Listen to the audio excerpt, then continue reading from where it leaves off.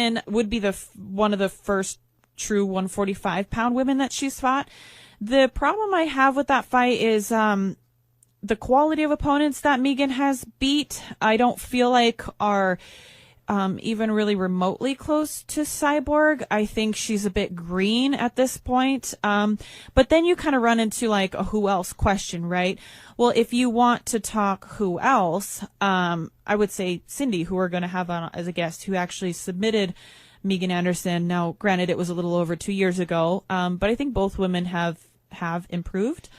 I think Megan will probably be the next one to get it. I think she's the most marketable. She's very tall. She's very long. She's very rangy. She's got that look that makes people. Yeah, I think she's actually taller than Cyborg. She's a pretty tall woman. She's maybe 6 feet tall. 5'11" or 6 foot. Yeah, I knew she was right around there. So she's going to have a height advantage. You know, that makes it interesting. She will be the first woman who has that much of a reach and you know, you could say size advantage, I suppose, on Cyborg.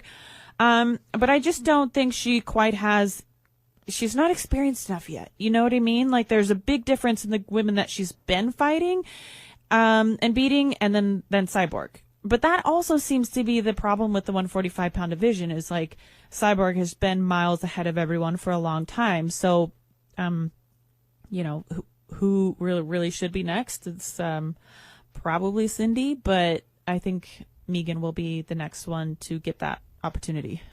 Why do you deserve this over Megan? I do deserve it over Megan because, first of all, Megan didn't fight for a whole year. That's one. And I did 3 high-level fights. Like, not easy fights, no high-level fights. I fought Alexis Davis. It was a close decision at 135, so I made a way too hard cut. That's one. Second of all, I beat the number 1 lightweight in the world. That means, like, a weight class higher than Cris and I, actually.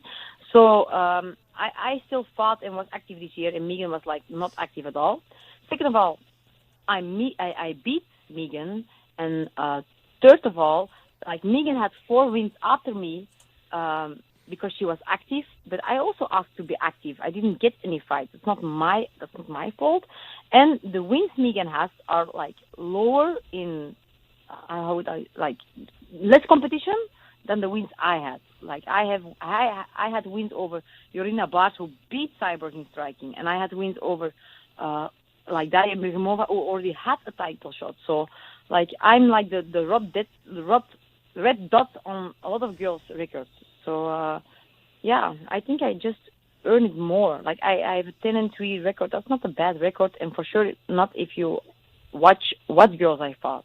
If the UFC calls you and says, we know you want the Cyborg fight, but so does Megan Anderson, so we're going to have a title eliminator, you versus Megan Anderson. You've already beat her.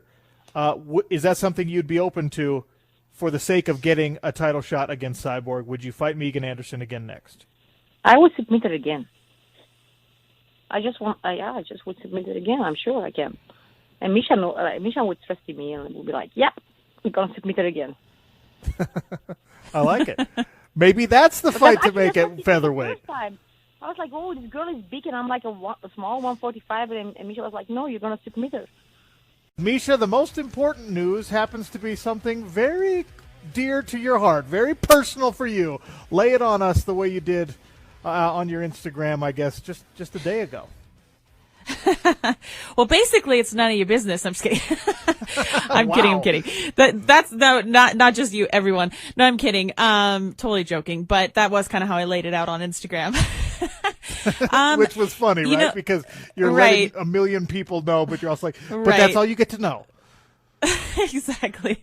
I kind of was treading lightly. You know, I thought about like not even posting about it, but then I was like, this is going to be something really hard to hide. Like it's going to become some trashy TMZ like photo of me like 8 months pregnant and like, what the hell, you know, so I didn't want my little baby girl to be introduced into the world in that fashion. So I figured I better just take the bull by the horns, address it. And, I'm really excited. You know, this has, been a crazy, past couple years have been full of transition for me. And, I haven't put everything out on social media because I just realized like it's just an alternative world and I don't want to be that much a part of it. Like I think the people that are close to me and important to me, or they're the ones that's going to know, they're going to really know who I am. And the rest is like what I want to put out to the social media world, appreciate the fans and everything. But I think people have to understand and respect that there is an element to personal life that you don't want to put out. I don't want to put every breakup or anything that I'm going through just out for everyone to see all the time, airing the dirty laundry or whatever you want to call it. But in this case, I'm really proud and sort of free.